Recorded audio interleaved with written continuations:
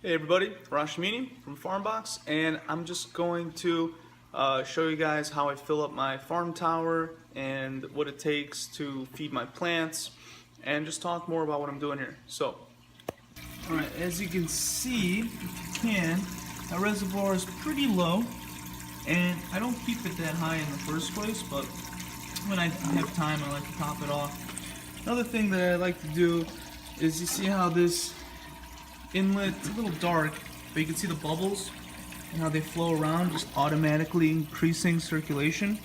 If I wanted to boost my circulation even more, I'd put a little elbow on that to get the line right out of the water as soon as possible, but I haven't made it to the hydro store since. But at any rate, I'm going to take my bucket here, fill it with water, add my bioweed, and we're good to go. Okay, here I am, filling up my reservoir. There's different theories about if hot water would be better or worse. The roots like it, but it might leach plastics or metal from the piping or whatever, but I think we're going to be just fine here.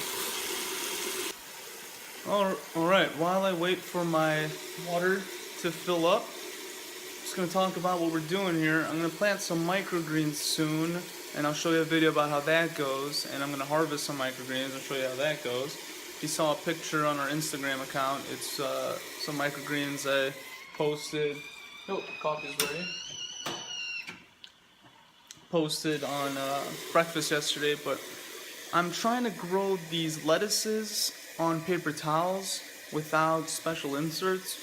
Again, just trying to find ways to make it as simple as possible so that not only is it hard to mess up, but it is cheaper to run in your home.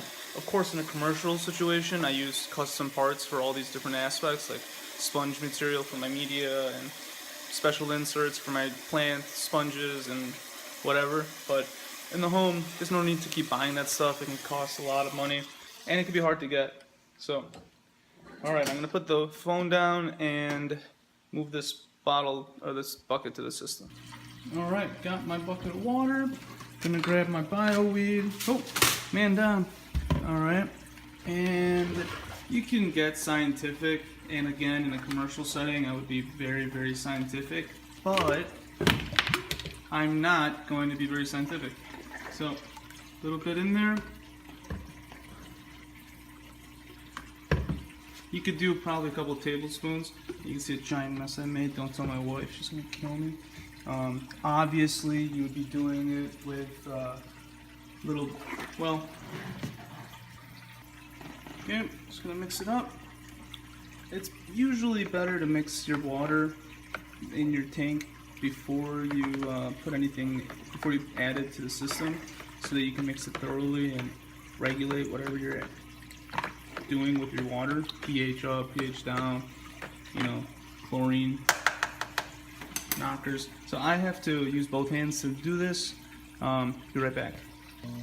Alright, I poured most of the water in, but I'm just going to show you how directly into the reservoir it goes. To get the last bit out, I kind of do like a little thing. You can of course add to the trays as well, and it'll go to the reservoir. And I do it by the inlet here so that it gets directly mixed in with the water. You can see my water got a little greener already, and that's it. I just fed the plants, added my water, gotta clean up my mess so my wife doesn't kill me, and that's it. Got my microgreens up there, checking on this little experiment, liking it so far. I'm curious to see how big they can get without a media holding them upright. That's the big question, so we'll find out. Alright.